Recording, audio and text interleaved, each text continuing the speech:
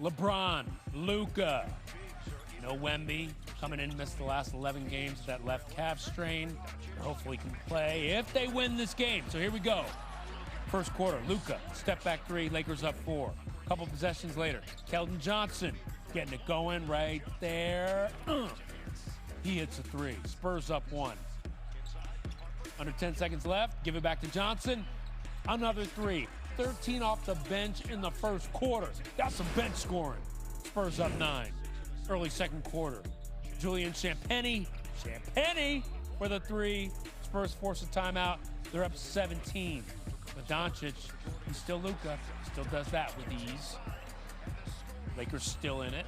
And then LeBron, full head of steam. Luke Cornett, get out the way! Look at that throw down. And look at Bron's reaction to Jackson Hayes. Like together, mouth open. Mom always said, yeah, close that mouth when the flies come in, but it's okay when that happens. Lakers down 12 going into the third. And then too much Steph Castle, swishing threes. He had 30 on the night. Getting the floater going here. The former Rookie of the Year was everywhere. Spurs up 20. De'Aaron Fox, he's hitting threes. Spurs up 104-87 going into the fourth. But these Lakers do not go quietly. Here's Luka, Marcus Smart. Marcus Smart knocking down threes. Lakers down 16. Couple possessions later, Bron driving, finding, Marcus hitting threes. 26 off the bench for Marcus Smart. Lakers chipping away. Austin Reeves, can you get in on it? Look at that pass by Luka and that finish by Reeves. Right, all over. Lakers down 8 after the made free throw. But in the end, the Spurs and Fox 4-3. Spurs go on to win 132-119. They move on to the semis to face OKC. Steph, just your second game back, but you set the pace and you silenced any type of runs that they had. What allowed you to set the tempo in this one throughout? Just sticking to our game plan. My teammates, my coaches, they have a lot of confidence in me, so just trying to keep our pace, trying to create as many shots for my teammates as I can, and I found a rhythm while doing it. And how does a game where you had 7 guys in double figures, 3 off the bench, speak to the identity of this team? Yeah, we all just want to win. We don't care who does it. We just want to get it done at the end of the day. So we have a very versatile team, very deep team, so it's a lot of guys that can get it done every night. You guys are trying to get it done in the NBA Cup. How do you turn the page now to the league-leading Thunder and the pressure and pace they play with? Yeah, it's going to be tough. They're a great team. We know what we're getting ourselves into, but at the end of the day, we have a supreme confidence in ourselves as well, so we're going to go in there and fight. Congrats, and see you in Vegas. Thank you. All right, Steph Castle, Kendrick Perkins here now to break down this NBA Cup action. Look, Perk, I'm impressed with San Antonio. Pull off the road win, 9-3 without Wemby this season. Who saw that coming? What did you see from the Spurs without their best player?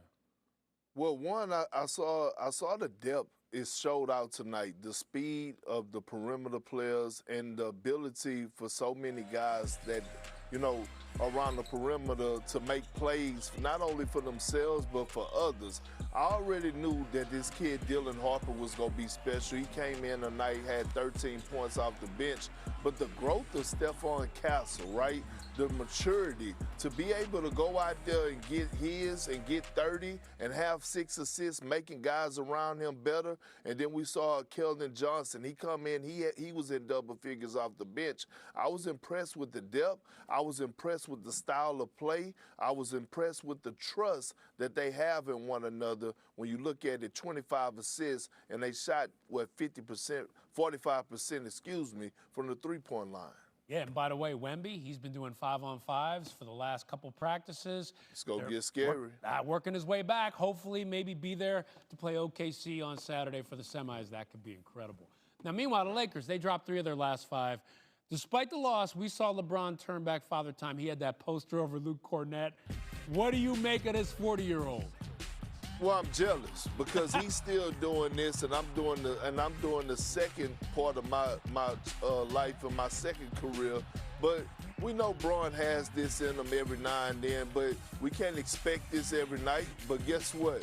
he was fired up afterwards, right? Look at him. Look at the yell. Look at the passion. But again, these are the numbers that I expect out of LeBron James this year. 19 points, the 15 rebounds. Now, that's impressive. We know that he's going to drop dimes, but he has shown us this season that he's willing to take a lesser role to Luka Doncic and Austin Reeves. And if Austin Reeves didn't have a great night, but he's going to have to continue to play at that all-NBA level for the Spurs to even have a chance of making noise in the Western Conference. Hey, I mean, the Lakers having a chance of making noise. Hey, Perk, you say you're jealous. Look, I know he can do that, but you got that jacket. You see it? You want one? I want one. Yes. You want one? Hey, look, this is a limited edition. Shout out to Sam Preston, Oklahoma City Thunder. You know I'm an alumni from over there, so you know they sent that to me. You know what I mean? like that. I'm gonna wear it every Wednesday. I like that, Perk. Size large. I like that, Perk. Right. Much appreciated. Appreciate you. Victor Wembanyama, who was close to returning, but still not ready just yet. Luka Doncic, he tried as he might with 35, but unable to have enough on the defensive end. LeBron with 19. Austin Reeves just 15 on 6 of 16 shooting, but a really well-balanced attack for the Spurs on this night.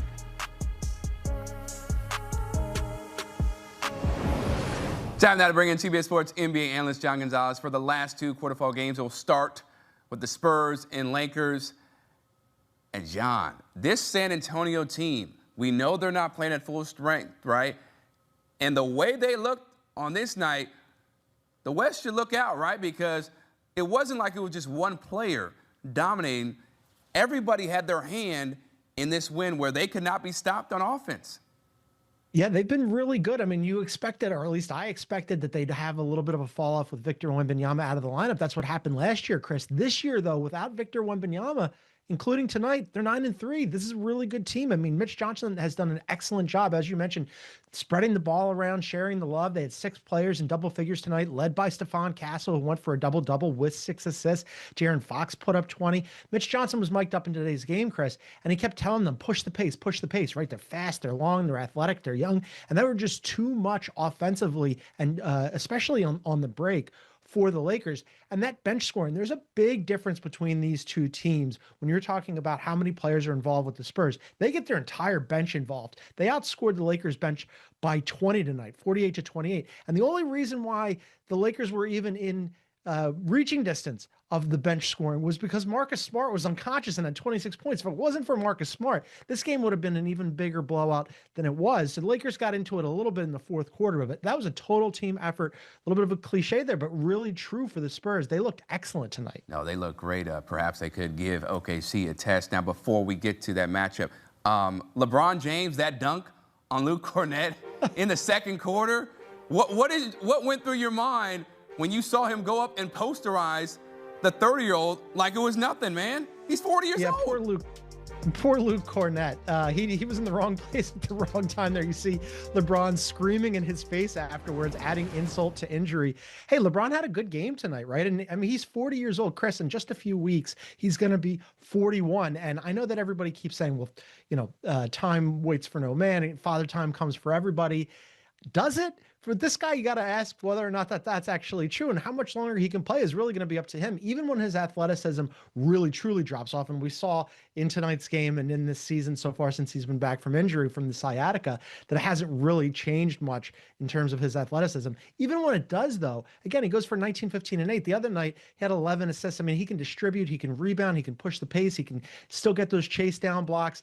The guy is fantastic, and he can play for a number more years if he wants to. Yeah, it's very scary for the league. I'm sure they're hoping one day, or sooner than later, LeBron will be out so they don't have to face him because he is still a locomotive. Now, in the other quarterfinal matchup, the Thunder destroyed, demolished, and just diced up the Devin Bookerless Suns.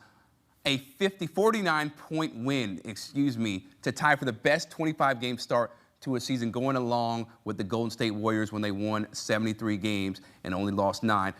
In your eyes, and maybe there isn't a way, but how do you stop them? Because, yes, I know they had no Devin Booker and the Suns, but this is a team that beats people consistently, whether you have your star players in or you don't.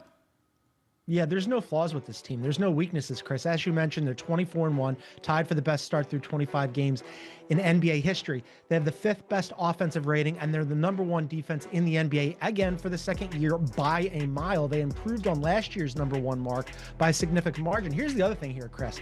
Last year, they set an NBA record for margin of victory.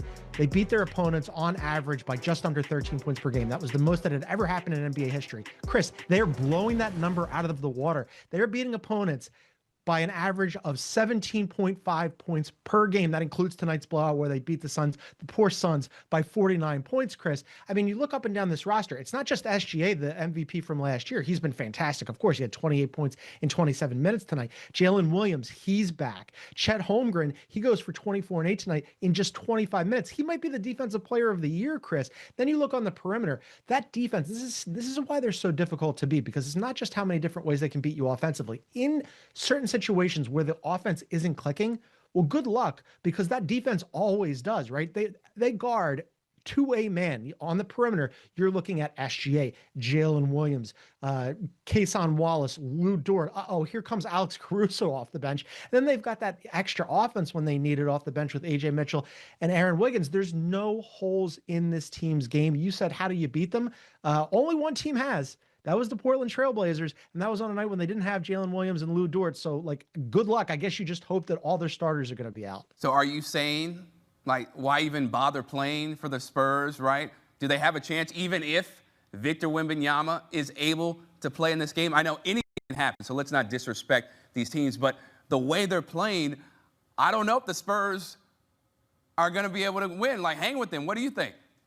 Yeah, I mean, I'm looking forward to that semifinal matchup. And as you mentioned, Victor Wembanyama is very close to returning. He went through a full workout today. The Spurs said that he's close. That's the game we all want to see, right? Don't we want to see that on Saturday in Las Vegas? Wemby makes his triumphant return. The Spurs are playing really well. They've won 7 of their last 10. As I mentioned, they're 9-3 without Victor Wembanyama. They're obviously a much better team with Victor Wembanyama because of how much he improves and levels up their defense. I wouldn't say that they have no shot. No, of course they have a shot. Oklahoma City, and this is going to surprise a lot of people, Chris. They're not going to end the season with just one loss. I think that the Spurs would be motivated. They'd be pumped up to have Wemby back. There'd be a lot of eyeballs on everybody, a lot of money on the line, as we know, in the Cup. I think it would be a fantastic game. Now, obviously, Oklahoma City Thunder are going to be favored in that game. People are going to have, it's going to be in Vegas. We're probably going to have some money on that game, but I would not count out the San Antonio Spurs. They're having a fantastic season, especially if they get their guy Wemby back. Right, because I think a lot of people, or some people, count them out against the Lakers the way they were playing. You know, Wemby, you're thinking, okay, Luka, Austin, right, LeBron, they're going to anchor this team, and they don't, right? They're not able to come up with it. So, yeah, anything is possible for the San Antonio Spurs, especially if they get their superstar Wembanyama back. All right, John Gonzalez, appreciate the insight, man. Thanks so much. All right, so we have our Final Four, the Thunder and the Spurs, and then on the other side, the Magic against the Knicks in Vegas for the right to play for the NBA Emirates Cup title.